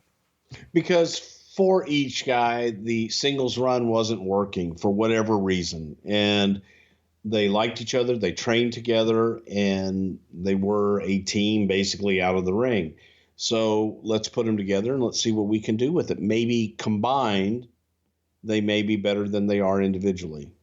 And that was the whole thinking behind it, because there's definitely something with each guy, without a doubt, but they just weren't good individually. In the first of several glitches, the lights go out as JR is trying to interview Zebediah after the match. This is an interesting thing. I guess we should mention commentary on this show is Jerry the King Lawler and Vince McMahon. You've got one of the greatest announcers of all time there in Jim Ross, but he's not on play-by-play. He's not on color. He's interviewing guys in the aisleway on the way back to the locker room after the match. That's way different than what we're used to seeing. I don't think we've seen that much before or since. Why were you guys trying something new? And why was Jim not on the call? Because Vince was on the call, and Vince was the recognizable play-by-play guy for us. And it wasn't Jim at that time. And we were trying to do something different. And that's exactly it. We wanted to have people inside that arena. It was a full arena, and just get that excitement and do something unique and different. We had, vignettes in the back that we were going to go to, but we wanted to keep as much action and that electricity in the arena as much as we could. Here's my question though. I mean, you're acting as if it's either or. JR and Vince work together a lot. Yeah. So why not, if you've got one of the aces? Because the team was decided to be Vince and King. I mean, it's that simple. No, then JR is going to be, you'd be given the same, JR lovers would be given the same shit if JR was there in the third wheel. And if he was the analyst on that. No, to be clear, that wouldn't have been good either. I'm not fussing. I'm just wanting to know why. You're fussing. Okay. Well, it's also worth mentioning Lawler this is the first time we've seen him since he had the scandal, a few months back. And now he's back here in the spot. It just, to me, sticks out a little bit that you've got one of the best not doing it. And instead he's doing something we've never really seen before. It makes me wonder why them, but either way, they try to cut to, the promo, the lights go out. And when they realize, hey, this is fucked, they cut backstage to an interview with Pamela Anderson. Nick Turturro's there and he's trying to say something, but the sound keeps going out. So that doesn't work either. And all I could think watching this back was Vince McMahon, who's on the call and probably can't react, has to be having a fucking conniption that he can't really express when all of these glitches are happening. That's the best kind. The next up is the Intercontinental title. It's Jeff Jarrett defending against Razor Ramon. As a reminder, Jeff beat Razor for the title at Royal Rumble. This is Razor's second WrestleMania show challenging for the IC title. Of course, the prior year, he broke the mold against Shawn Michaels in the famous ladder match. Here, these guys get plenty of time, 13 minutes and 32 seconds before we actually, I guess we should mention Jeff Jarrett comes out first. Lots of pomp and circumstance. The crazy look that he was rocking at the time. He's your Intercontinental champ. Razor Ramon is backstage, and 1-2-3 Kid cuts a promo. The audio's not really working too well for that. You can tell Waltman's very, very nervous. He's wearing like a karate outfit. And then we get out to the ring and these guys tear it up. They had a really good match, 2 3/4 stars. In the end, it comes down to a DQ. So Razor picks up the win, but Jarrett keeps the IC because of the DQ. And, Kid does one of those, spin kicks and nails Jeff Jarrett legitimately and bloodies him up. Nice little finish to the match. You can tell that Waltman is just, on fire when he jumps in the ring. He is a ball of energy. I hadn't seen this match before, until this week. I don't know how I'd missed it on this card. I guess I'd always fast forwarded or skipped around, but I really dug this one. And I thought Razor and Jarrett meshed well. They did. And it was one of those programs that I think a lot of times gets overlooked, but Jeff and Razor had chemistry. They worked really well together and it was a good story all the way through. But people always, they forget about it when they're going through, they go back to Shawn and Razor, they go back to, Diesel and Shawn and different things. And Jeff gets left out of the mix. But I think that this was the precursor. Just to take everything to the next level. I thought that it was damn good. I thought it was really good for these guys. Let's talk about what happens afterwards. We cut backstage to try to get this Pamela interview, but this time Turturro says she's vanished and nobody knows what happened to her. And then Shawn and Sid show up. Shawn implies he knows where Anderson was, and Sid says Diesel's afraid of him. Turturro vows to get to the bottom of things. Up next, one of your favorites, Undertaker, King Kong Bundy. The feud started at the Royal Rumble after Undertaker beat IRS. Shit. Bundy's going to come out and beat up the Undertaker. And here are the seeds for this match, which Meltzer would say this was a poor match, but there was enough going outside the ring to save it. Undertaker's music got a big pop. American League umpire Larry Young was the special guest referee. Ultimately DiBiase calls for Kama, and Kama comes out. He kicks Paul Bearer, gets the urn back. Bundy dominates Undertaker in a slow motion match until Undertaker doesn't sell a splash into the corner and then scores the pin with a clothesline. Kama leaves with the urn, and then in a promo with JR in the aisle, vows to melt it down into a medallion and wear it around his neck. So we're pivoting from a feud with King Kong Bundy to now a feud with Kama over this giant urn. King Kong Bundy, Undertaker, and American League umpire Larry Young, which I guess is kind of cool. I guess he's a longtime pro wrestling fan. And wait a minute, that's kind of cool. Well, I think baseball's no one other than JJ fucking Dillon knew who he was. Okay. I'm just saying this is in the middle of the strike, right? Okay. Really? You watched this and went, oh, hey, look, it's American League umpire Larry Young. Wow. They got him. No, nobody thought that. I just think it's cool that you've got a real baseball umpire as a special guest referee. I mean, you're trying to grab whatever publicity you can, and maybe some baseball trade somewhere is going to plug it. I mean, listen, I'm not the one who fucking booked it. So if you're going to give me shit about it, maybe you should take one of those fingers you're wagging back at me and look at them little skinny bastards poking back at yourself. No, I'm wagging it at fucking JJ Dillon. Well, listen, who booked the goddamn King Kong Bundy match, motherfucker? Was that JJ Dillon? Okay. So that's my fault, but still,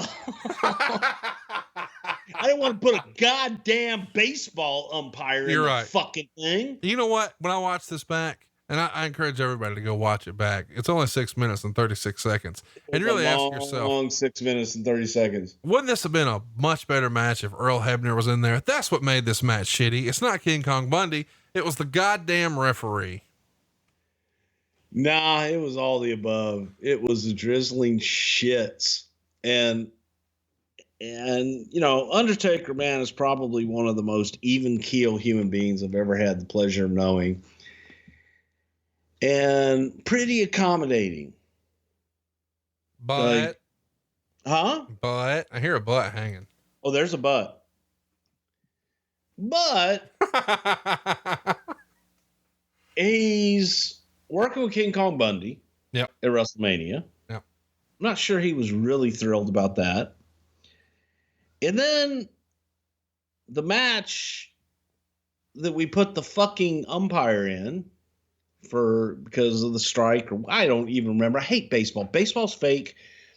But, I hate baseball. Why are There's you no so point fired to up? it. It's a goddamn game. It's just you fucking throw a ball, you hit the end of the base. That's chase. I get a lot of hate tweets. Hey, it's Conrad.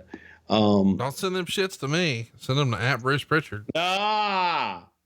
And so the ump wants to call spots. Huh? He wants to do an umpire bump with Undertaker. Oh, I got you. And Taker's like, yeah, no. And he's like, oh, no, this will be good. That's my gimmick. That's what I do. It's like, bro, you're a fucking baseball umpire. You ain't got a gimmick. Or for whatever reason, someone convinced someone to put you on this fucking card for a payday, and somehow you landed in this match. But you have no fucking story. You have no fucking gimmick. And if you chest bump the Undertaker, he's going to kill you. And all the restraint. And I think he did try to do it. And Taker was like, but it's brutal. It's fucking brutal. Let's talk about King Kong Bundy. This is his first WrestleMania since WrestleMania 3 in 1987. His all-time pay-per-view record is 2-4. He was 1-3 at WrestleMania, 1-0 at Survivor Series, 0-1 at the Royal Rumble. He's going to stay in the WWF and on TV until the end of 95, but he doesn't appear on another pay-per-view for the WWF. Why do you think that is? Because he was stealing every time he cashed a check, Conrad. I knew you were going to say that. Big cat on the lab. Chris Bundy, you're stealing every time you cash a man's check. You thief. When we brought Bundy back, I think we really expected something else. We expected the King Kong Bundy that used to move and really get around the ring and was vicious and had that second gear and shit. And instead, Chris was not motivated. He didn't care.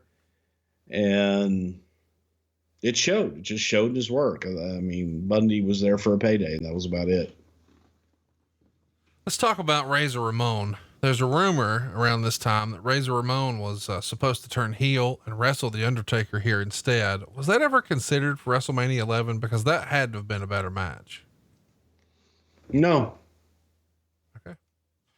Turturro would then report that Anderson had an argument with Michaels and walked out and hasn't been seen since. And then a lot of the football players are doing an interview challenging Ted DiBiase's wrestlers. Turturro continues to look for Anderson and then encounters Bob Backlund playing chess with Jonathan Taylor Thomas, or JTT as you call him. Oh boy. And then Backlund got upset that Turturro interrupted the chess game and got furious when Thomas checkmated him. And then Backlund does a tirade about how kids today think they know everything. Have fun with this. Oh boy. So I'm producing this shit, right? Yep. And I'm trying to get through it. And I'm referring to, I was also doing, we had 1-2-3 Kid involved in something. And I kept referring to the Kid. And then we'll have the Kid do something. And Jonathan Taylor Thomas's mother pulls me off to the side. I'm like, excuse me, can I speak to you for a minute? And I'm like, yes. It's just, I really don't like the way that you are constantly referring to him as the Kid. He has a name. I said, I beg your pardon? She goes, well, you keep talking about the Kid will do this and the Kid will do that. And then the Kid comes in. I said, yes, ma'am. I'm talking about the 1-2-3 Kid. We call him the Kid. And she just looks at me. And I'm just looking at her. I went, did you think I was referring to Jonathan? She goes, well, yes. But she just was, because I had no idea what she was talking about at first, because they were sitting in there and I was doing something with Kid. I was like, all right. And then Kid comes in and she thought I was talking about Jonathan Taylor Thomas and was going to give me a piece of her mind because he has a name, by God. Next up, we get Owen Hart and Yokozuna. They're going to be working with the Smoking Guns. Yokozuna is a bit of a surprise. I think it was supposed to be a mystery opponent before we actually, we're told who the mystery partner is going to be, but before we get to the match, the Smoking Guns are doing a promo backstage, and I feel so bad watching this back this week for Bart Gunn. It has to be perhaps one of, if not the worst WrestleMania promo in history. Hey, you know what, man? Nobody ever accused him of being a great promo. And they won't after this either. Meltzer would write, Yokozuna looks to have actually gained weight since he was last seen, particularly in the lower body. It gets 2 stars. You know what's coming. Owen and Yoko win the tag titles. I actually like this. And believe it or not, it's Owen's first title in the company, maybe long overdue at this point. It's Yoko's first match back since Survivor Series 94, where he lost a casket match to Undertaker. And we recently did a long show about the Yokozuna, where he talks about what he was doing in his off time. And you told stories about him eating turkey ass and mayonnaise. Talk to me a little bit about Yoko as the mystery partner for Owen. Was anybody else ever considered? There's rumor and innuendo reported by Wade Keller that, quote, Chris Benoit has been contacted by the WWF. Sources say the WWF wants Benoit to team with Davey Boy to reform a British Bulldogs type team. Benoit for now is sticking with Japan and ECW. We had a lot of folks wonder, would Owen Hart and Chris Benoit have become tag champs here? Yeah, that was never discussed. So that might have been fantasy discussed when Jim Ross was talking to Wade Keller or Dave Meltzer or something, but I don't. It was never seriously considered. Just so I'm clear, is this shit on JR Day for you? Just asking. No, I'm not shitting on JR. I'm giving you what, because Jim would always bring up like Chris Benoit and people like that. So I could imagine that when they're talking, that would come up. Right.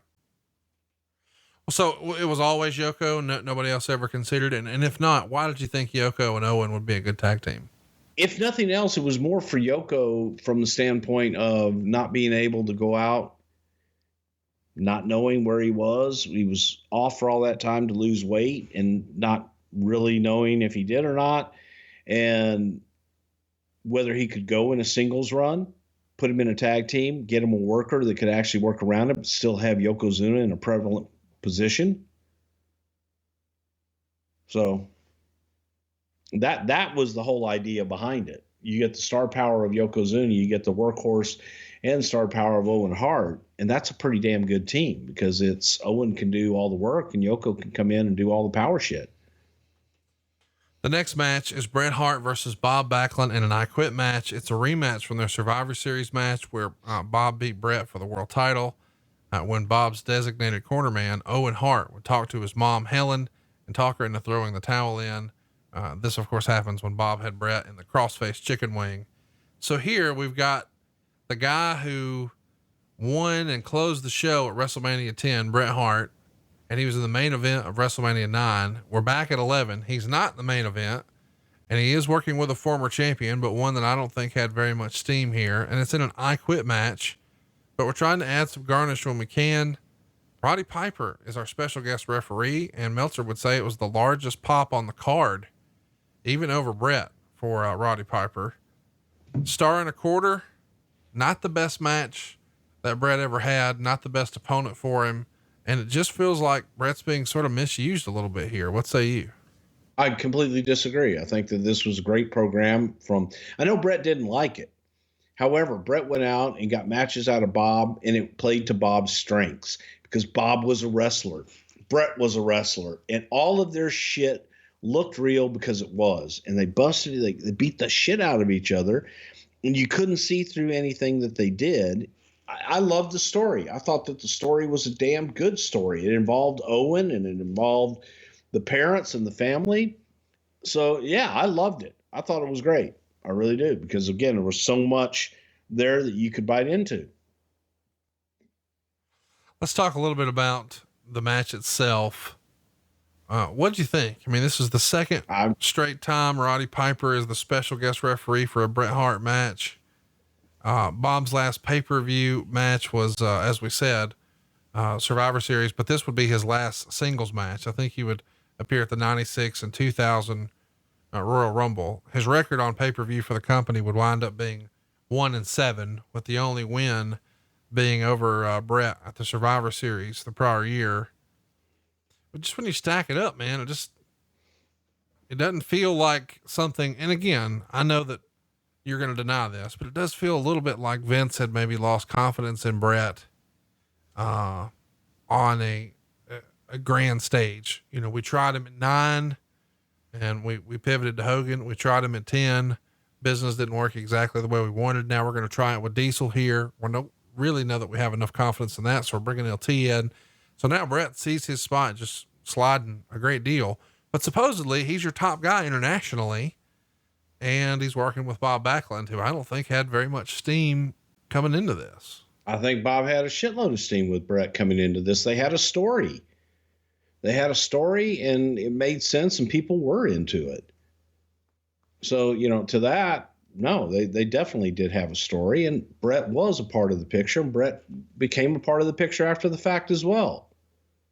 So it's like, goddamn, you know, it's just because you're not in the last fucking match doesn't mean you're not important.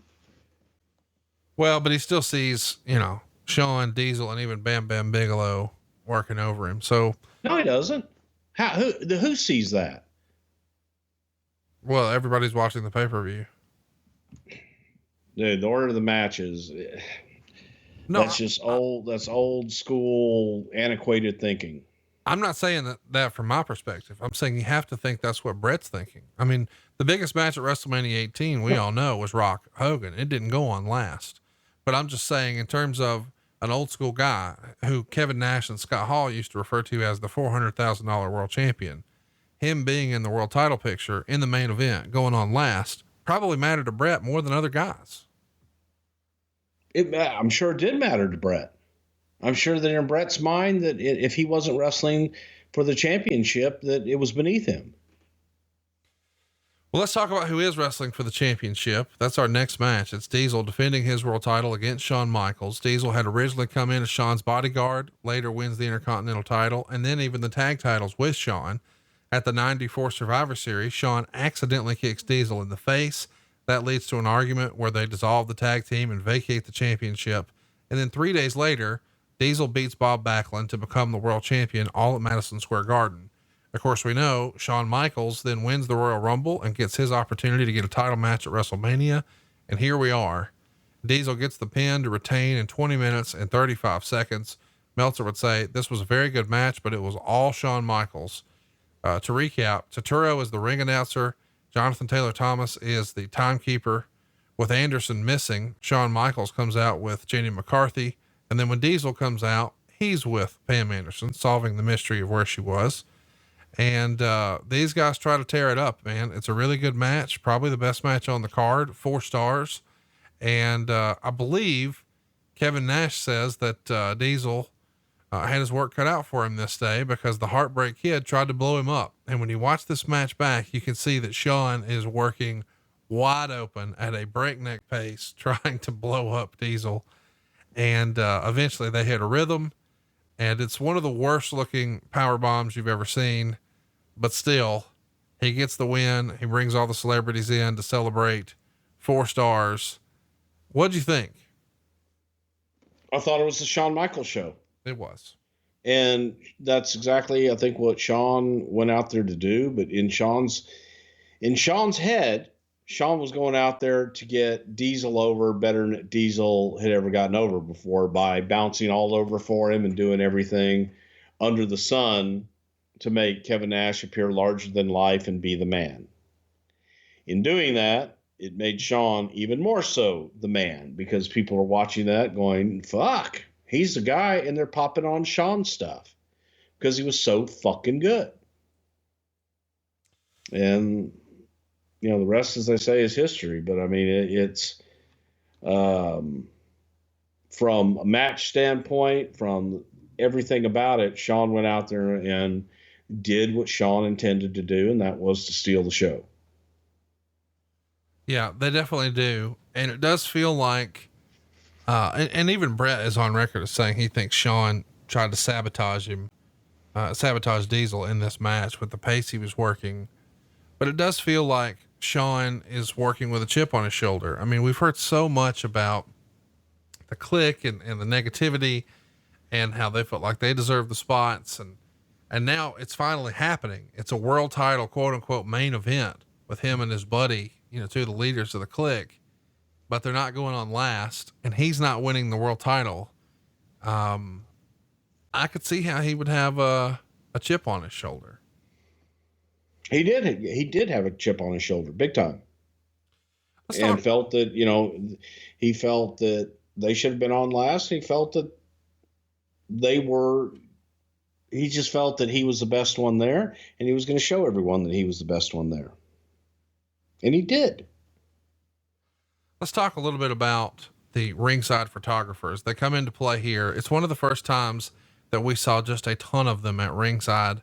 We would see them at other times, but it does feel like it is overkill here. There's so many that are allowed at ringside, to the point that when Shawn goes over the top rope, he actually lands on one of the photographers and then grabs him and slings him around a little bit. Meltzer would write, WWF allowed all the photographers at ringside at Mania, but they got in Shawn Michaels' way during the title match. So the policy is thought to be over already. The company wanted as many photos of Diesel surrounded by celebrities and of Taylor and Bigelow in as many places as possible. It's a good strategy. Does Shawn complain and that's what gets it ixnayed, or did Vince realize, God damn, this looks like shit? It looked like shit. Yeah. I mean, it just looked like shit. And that's one of the reasons the first time when they didn't have photographers at ringside was because of the WWE magazine and all of that. But then they started letting them be in hard camera positions and things of that nature. But to have all those guys around the ring who are not wired and don't know what's coming and everything else, it looks like shit. It just really looks like shit. And it looked like crap. And it just made it cluttered, and they're dressed like bums and they're watching the match, not paying attention and shit. And it just looks sloppy. Not a fan. Shawn had a much thinner look here. Wade Keller would report, Shawn Michaels is dedicated to being as slim as possible in time for WrestleMania. His goal is to weigh less than 200 pounds and have defined abs, both for the sake of appearance and endurance. He's taking it very seriously, the idea of having to carry the wrestling end of the WWF's biggest show of the year with Diesel. It does feel like he was motivated and he was ready to prove a point, and there's no arguing that he did, because this will be the last time that he leaves WrestleMania not world champion. Of course, this is his first time in the quote unquote main event for the belt. We know he's going to win it the next year, and he's probably having fun doing it. This is the second WrestleMania in a row where he's working with one of his old pals. Of course, the prior year he was in there with Razor, and the Clique isn't officially formed at this time. Triple H is here for the very first day. And I think you've even said on some of the old shows that Vince had said Shawn would never be his champion. Obviously that changes. How much of this match changed Vince's mind? I think it was the entire previous 3 months more than anything that kind of changed his mind, as the groundswell just, they weren't going to be denied. And the audience let everybody know that they wanted Shawn. And Shawn let them know that, hey, I'm here. I'm going to come out and I'm going to do my shit for you every week. And man, to me, this was some of the best Shawn Michaels of all time in ring. You go back and look at Shawn's matches and shit. The guy, give a shit, hate him or not, people don't like him because of what they think his attitude was or whatever. But the son of a bitch delivered every single time.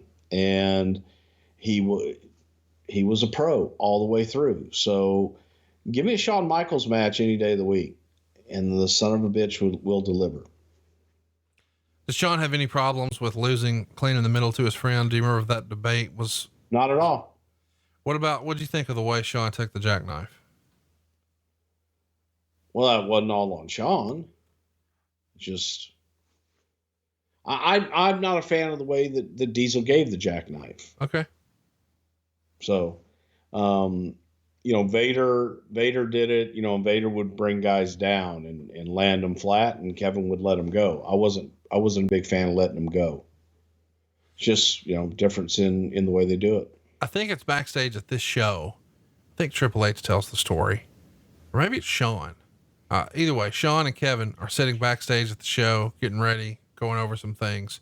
Triple H comes over, introduces himself, and says, Terry Taylor suggested that I hang out with you guys. So he comes and asks if he can travel with them, and they agree. And the wheels are in motion, man. We got a little traveling band here. The Clique is on the way. The rest is history. All right. Was there any debate about what should go last, or did you guys always know it would be Bigelow and Lawerence Taylor? We went in knowing it's going to be Bigelow Taylor. That's our final match here. We talked a little bit about how this got started. Again, it's the 95 Royal Rumble. LT sitting ringside, and Bam Bam pushes LT, and he does so because he thought LT was laughing at him because he just lost a tag team title match.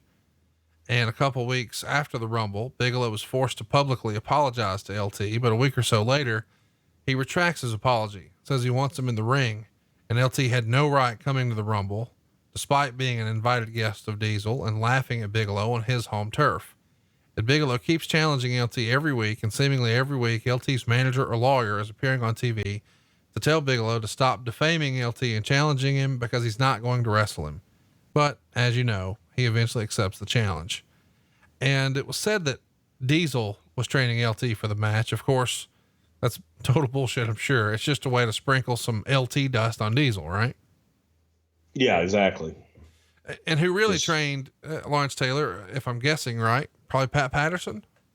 It was Bam Bam and Pat. What did the training consist of? Are they working out at a facility in the Northeast at a local school? Are they training? No, they worked out in the warehouse every night. The warehouse that you and I have been to? No, the original warehouse. Okay.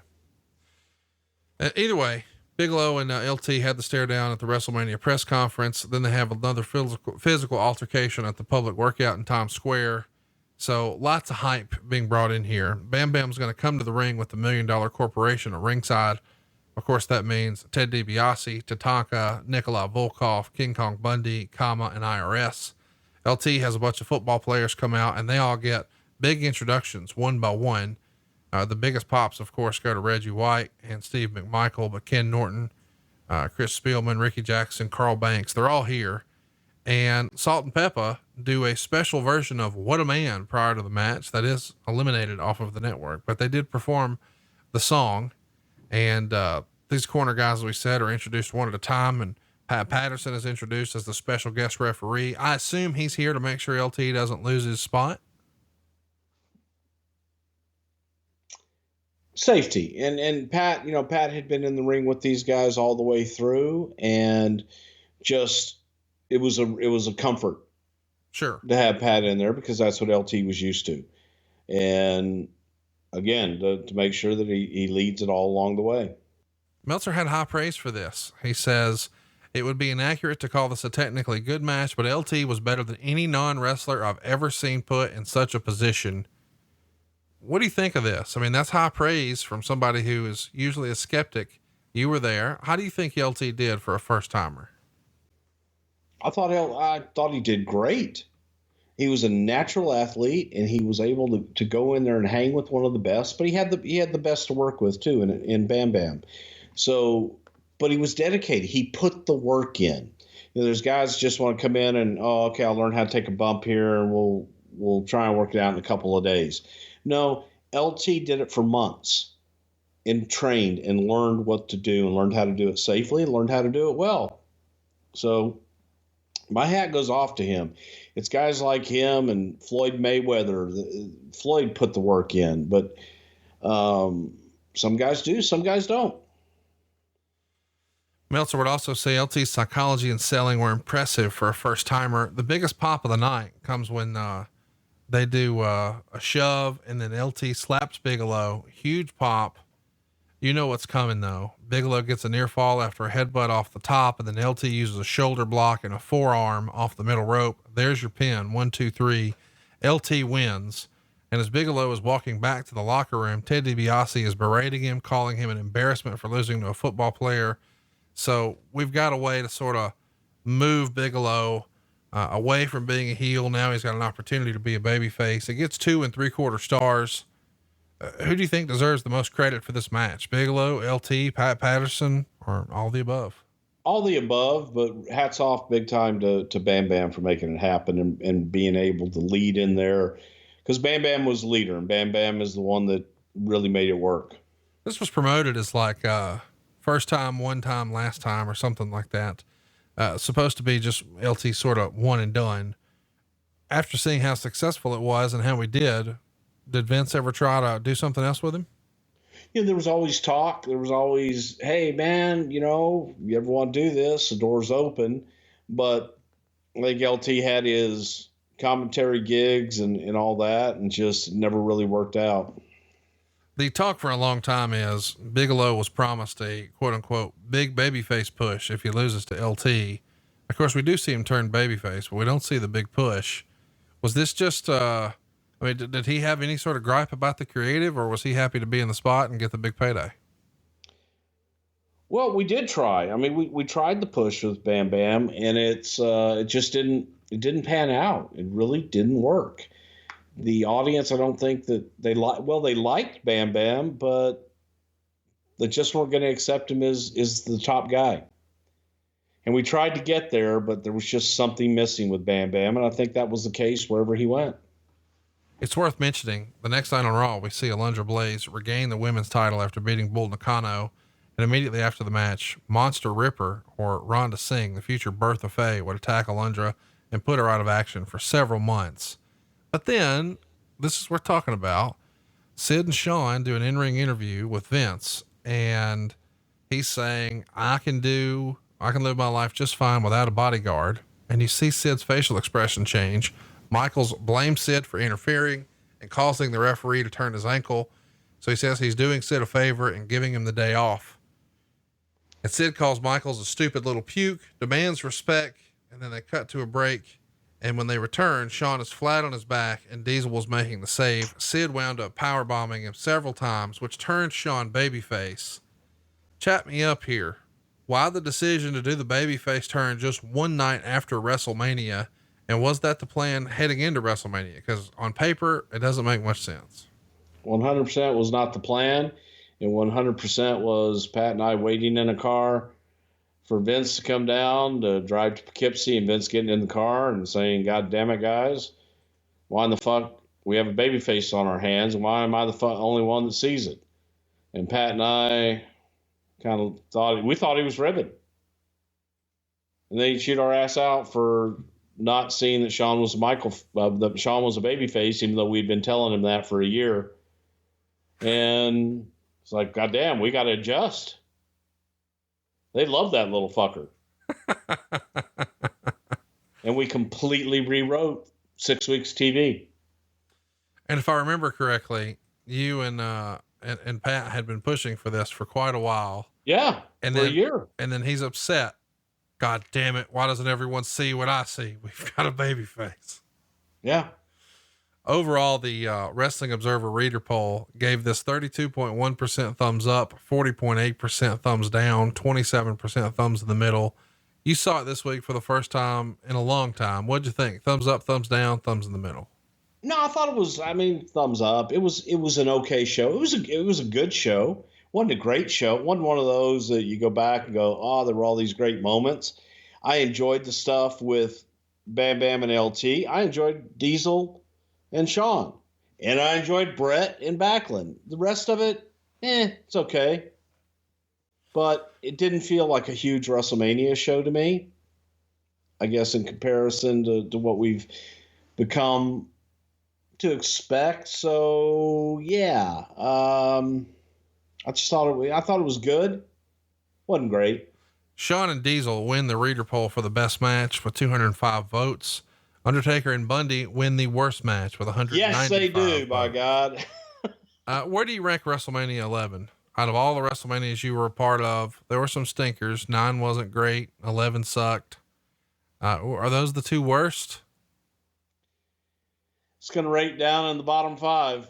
16 kind of sucked too. WrestleMania 2000, McMahon in every corner. That wasn't great either. Yeah, but this one, this is going to be in the bottom 5. Well, there you go. Bottom 5. We took to Twitter and we said, hey, do you got a question for Bruce about WrestleMania 11? We got hundreds of responses. No way we can get to all of them. We'll hit a few rapid fire. Bruce, are you ready? I'm as ready as I'm going to get. Steven writes, Jim Cornette once said Lawerence Taylor was blown up so bad after the match to the point that the EMS had to come check on him. Can you confirm the story? He was high as a kite, man. He was good. I mean, he was definitely out of breath. That's for damn sure. I think that's what we're talking about, that he was just blown up and needed oxygen. But do you think? Yeah, but I mean, no more so than anybody else really. But yeah, it took a lot out of him. That's for damn sure. Jeff wants to know, at this point, were you aware of the Undertaker's WrestleMania streak? No. God damn. Mr. William wants to know, besides Shawn Michaels, who else was frustrated with photographers that night? You said it looked like shit, but I was I very frustrated. I hated it. I think everybody from production on, the talent, anybody had anything to go outside. It was not a good idea. We tried it. Yeah, we did try it. Justin Hone writes in, who at the WWF struggled to understand the Roman numerals the most? That feels like something you'd have fun with. Besides me, I hate it. I always have to count. I always have to go, okay, wait, the X means, okay. So that would be me. The Rosen Coaster wants to know, why was the fucking audio so bad on this show? It is sort of fun to look back at this and see so many production snafus, and it just sticks out because you never see that these days by comparison.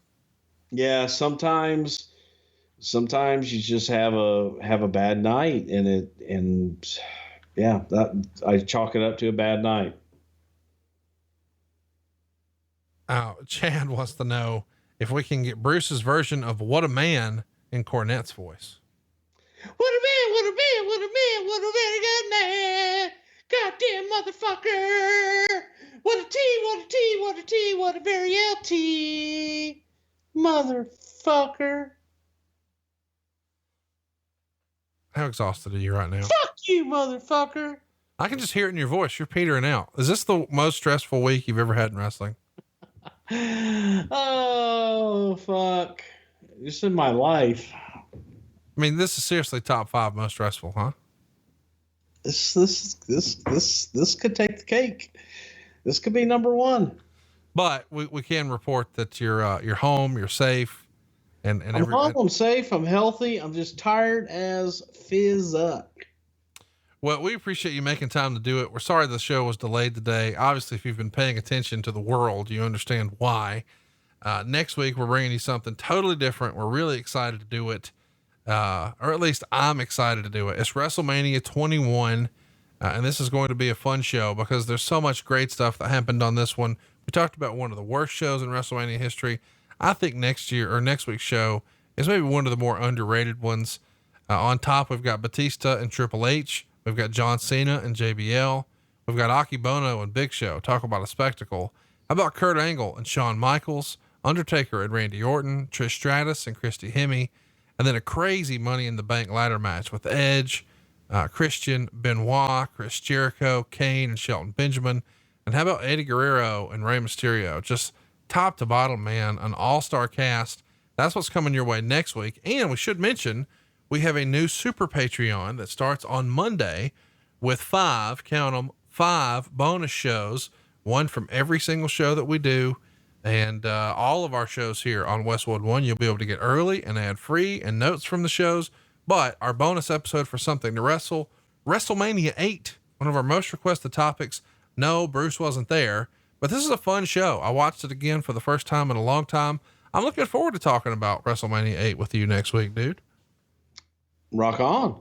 Check it out. Right. Check it out right now. If you haven't already, adfreeshows.com. It's going to be up and live on Monday, and you're going to want to be a part of this. We've got lots of fun stuff coming your way. It's my entire network of shows here on Westwood One, and stay tuned next week We're going to be bringing you WrestleMania 21, and I'm sure we'll have a post on Twitter pinned to the top asking you for questions about WrestleMania 21. If you'd like to ask Bruce a question about that show, cruise on over right now to @Prichard Show on Twitter. And until next week, he's Bruce Prichard. I'm at Hey, it's Conrad, and we are out of time. We'll see you next week right here on Something to Wrestle With. Bruce Prichard. Shaka Khan. I'm glad you're home, buddy. Glad you're safe. Oh, fuck. I'm going back to sleep. Good night. Good night. Hey, it's Conrad Thompson. Thanks for checking out the podcast here on YouTube. Be sure to hit the subscribe button and the notifications bell so you get a notice anytime we upload some new content. And go save yourself some money right now. If you're in a 30-year loan or you have credit card debt, it's not a matter of if I can save you money. It's a matter of how much. Find out right now for free at SaveWithConrad.com.